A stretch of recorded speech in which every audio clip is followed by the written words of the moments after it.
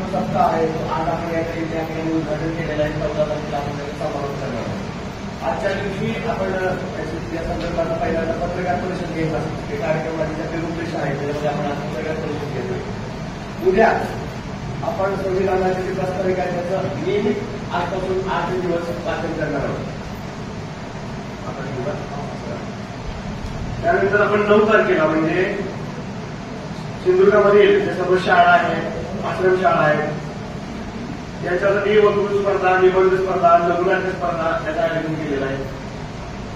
त्याचबरोबर या विभागामार्फत या विविध योजनांचं जे वाटप केलं लाभाचं त्याचं आपण उद्या प्रातिनिधिक स्वरूपामध्ये जे लाभार्थी आहेत त्यांना आमच्या कार्यालयामध्ये बोलवणार आहोत, वाटप करणार. उदाहरणार्थ स्वाधार नावाची योजना आहे आपली, त्याच्यामध्ये जे मागासवर्गीय विद्यार्थी आहेत, वसतिगृहामध्ये प्रवेश मिळालेला नसतो त्या विद्यार्थ्यांना आपण राहण्यासाठी किंवा त्याचं भोजन भत्ता, त्याचा निवास भत्ता म्हणून जी रक्कम देतो ती उद्या आपण वाटप करणार आहोत.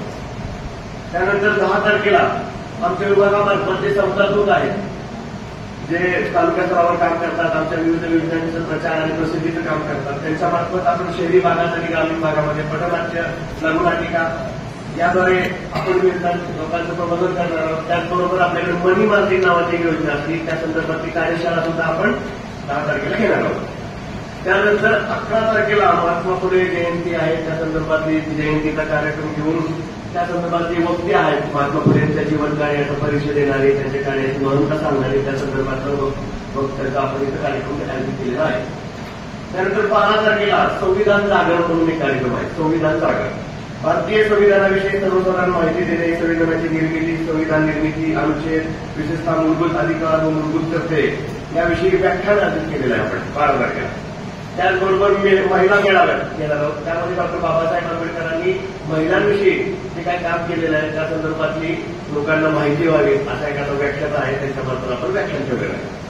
त्यानंतर 13 तारखेला आपल्याकडे ज्येष्ठ नागरिक आहेत, त्या सर्व संदर्भातलं सर्व काम समाज कल्याण कार्यालयामार्फतच चालतं. त्या ज्येष्ठ नागरिकांचा आपण मेळावा आयोजित केलेला आहे. त्याचबरोबर शहरी व ग्रामीण भागातील ज्या अनुसूचित जाती व नवबद्ध वस्त्या आहेत तिथं स्वच्छतेचा कार्यक्रम आपण आयोजित केलेला आहे.